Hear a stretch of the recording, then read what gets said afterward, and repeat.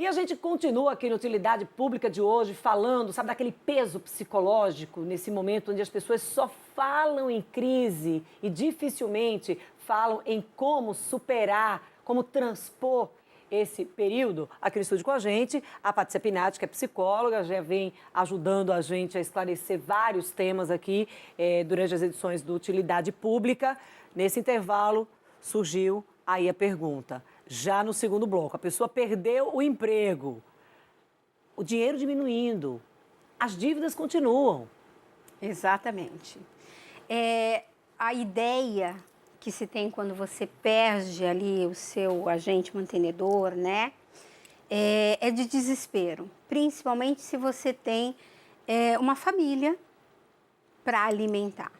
Mas a gente precisa pensar que ao longo aí dos anos a gente adquiriu muitos comportamentos consumistas. Se você parar para pensar de verdade, com racionalidade, a gente consome muito mais do que a gente precisa.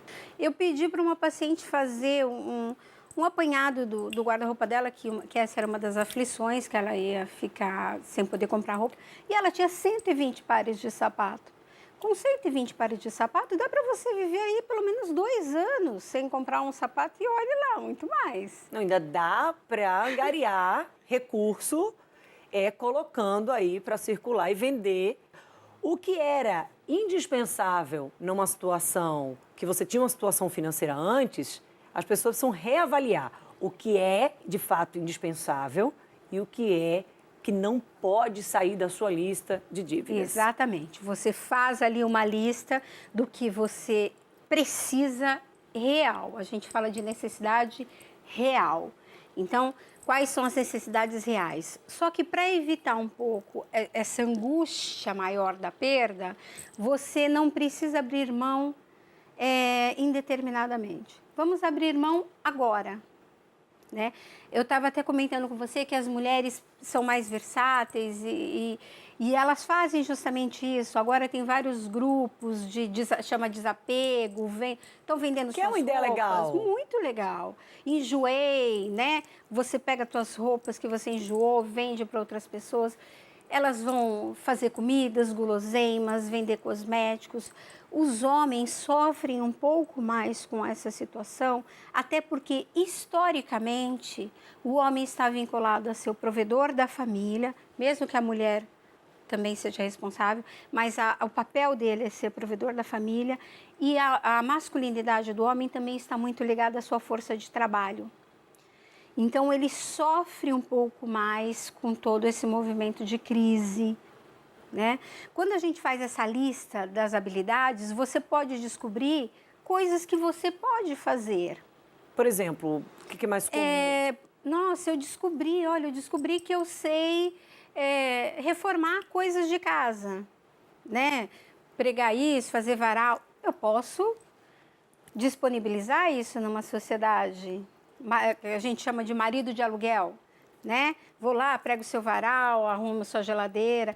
São outras habilidades que geralmente a gente não está acostumado, mas que a gente tem e que pode servir sim como um mecanismo para melhorar a sua renda familiar. Que é o que a gente vem vendo nas mulheres, que a gente a vê questão as mulheres da questão da culinária mesmo. Da culinária, dos cosméticos, das roupas, dos sapatos e roupas usadas. Tem alguma outra coisa que tenha te chamado a atenção, além dos sapatos? Porque, assim, acho que essa pressão psicológica, por mais que as pessoas tenham dificuldade em entender, quando você fala assim, pressão psicológica por conta da crise, as pessoas, surge logo aquela questão, não, a gente está falando aqui de pessoas que não têm dinheiro para comprar comida, de pessoas que não têm dinheiro para pagar a escola dos filhos. E aí, como pode uma pessoa preocupada e não poder mais comprar sapatos? Gente, isso vai depender muito de cada um. Pode gerar uma sensação de futilidade. Isso. Mas cada um tem a sua realidade específica e o que é importante para um não é importante para o outro. Então, para mim, é importante ter sapato. Eu não tenho um batom, mas eu tenho sapato. Para o outro é importante que ele tenha, sei lá, telefones celulares. Para mim não é. Então a gente precisa tomar um pouco de cuidado com os julgamentos que a gente faz com o outro. Pessoas que, por exemplo, elas não gostam de fazer refeições na rua, para não gastar dinheiro, preferem acordar ali 3, 4 horas da manhã para poder preparar a própria refeição, levar ali a marmita, Isso. independentemente de Para ser economizar. período de crise. Mas você citou uma questão aí que eu acho que também, talvez aumente ainda mais essa temperatura aí nesse caldeirão, que é a questão do julgamento. E a gente volta para aquela questão das redes sociais. Isso está muito envolvido também. O que eu vou fazer? Eu vou pregar prateleira, vou juntar aqui, sei lá, o marido com o cunhado, eles vão se associar, vão acabar prestando um serviço, por exemplo, de eletricista nas residências do bairro. E aí, o que as pessoas vão falar sobre isso? É a questão do julgamento, Então. né? E uma das coisas que você tem a favor de você na crise, que você pode ter a favor, são as pessoas. E muitas vezes as pessoas se fecham com vergonha de estar vivendo um momento de crise. Por que se fecha? Por causa do julgamento. Eu não quero admitir que estou passando por isso, então eu vou preferir colocar em um risco bem maior toda a minha família, porque eu não quero que as pessoas pensem a realidade, né? Porque, assim, não é questão de julgamento, a realidade é aquela, que não vai mudar. Sim. Se as pessoas pensarem de uma forma ou de outra, aquilo não vai mudar. E as pessoas são extremamente preocupadas com o julgamento alheio. E uma coisa que eu costumo dizer é que o outro pensa aquilo que ele quer pensar.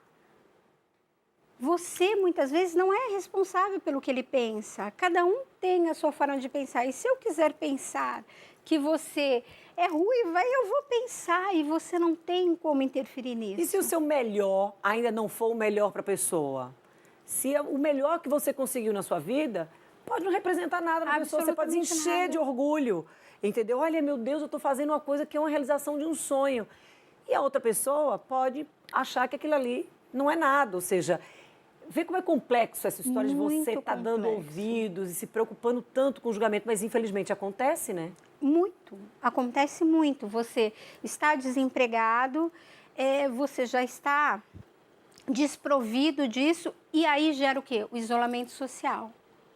E uma das formas de você se colocar no mercado é falando para todo mundo, olha, eu estou no mercado, eu sei fazer isso, eu sei fazer aquilo, ligar para ex-colegas, porque as pessoas podem fazer esse marketing para você. Né? Olha, Dânia, vi aqui uma loja que queira você, pensei em você, isso te facilita. Então, na verdade, o julgamento que você acha que o outro pode ter de você é um agente muito ruim para a sua vida. E aí a gente está vendo muita gente descobrindo, como você bem trouxe aqui, eu acho que esse lance de listar as habilidades é muito legal, porque tem muita gente se redescobrindo em outras atividades, com um retorno financeiro maior, pessoas mais felizes, novos desafios, porque não se renderam a esse cenário do medo do julgamento, do não vou para canto nenhum porque não vou conseguir, do perdi o emprego, não vou conseguir outro porque eu estou com tantos anos, porque eu só sei fazer isso. Ninguém sabe fazer uma coisa só. Não, a gente tem uma gama de possibilidades, é que a gente não exercita. Então, eu era professora de inglês, então passei 20 anos sendo professora de inglês, mas fazia um ótimo arroz doce, que todo mundo gostava. De repente, eu faço disso o meu negócio. Aí passo para canjica e as pessoas, você tem razão, elas têm se redescoberto nesse processo. Elas têm percebido habilidades tão interessantes que as fazem muito mais felizes do que no outro contexto. Então, a crise existe. Dentro de um país como nós estamos, de muita instabilidade financeira e econômica, então a gente está sempre numa gangorra, ela vai existir em outros momentos, mas ela passa. E a crise é o momento da gente se redescobrir, da gente criar novas oportunidades, da gente fazer de um limão uma limonada. E aí o apoio da família. Importantíssimo. E, além de tudo, se não consegue driblar toda essa tensão, não consegue dissipar essa pressão mesmo, tem que buscar a ajuda de um profissional. Isso pode se transformar numa coisa tão maior numa depressão, em ideias suicidas, E aí em doenças vai psicossomáticas. se complicando, o tratamento cada se vez complica. Não é que não tenha tratamento, tá, gente? A gente Tem está falando que tem. tratamento. A gente está falando que o ideal é, olha, não estou conseguindo segurar essa barra Buscar só. ajuda, sempre. Vou procurar ajuda. Vou procurar ajuda primeiro da minha família, ou vou procurar ajuda com os meus amigos, mas será que não vai chegar um momento que esse suporte não é suficiente? Então, busca ajuda do profissional. Sempre, sempre busque ajuda.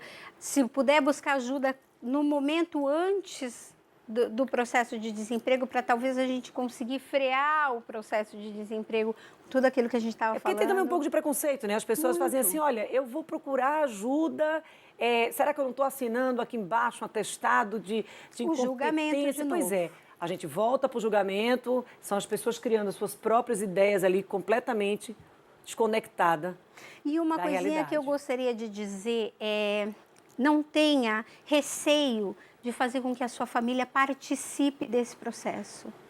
Se nós temos 5 pessoas em casa, 5 pensando juntas, 5 se juntando, 5 economizando, a gente tende a ter um resultado muito maior e muito mais efetivo do que uma pessoa só ficar lá sofrendo sozinha, né? Reverbera de qualquer forma nos outros. Mas quando a gente junta, a gente fica muito mais forte. Vamos dividir a pressão também Dividir para tudo. diminuir esse peso, Certeza. para andar até mais rápido, É né? verdade. Procurando sempre a ajuda de um profissional. Com certeza, sempre. Patrícia, mais uma vez, muito obrigada. Fica Eu aqui que a mensagem agradeço. da atitude positiva, né? Parar Muito. nunca, se redescobrir. Isso, correr atrás, se viver, se mostrar, ousar.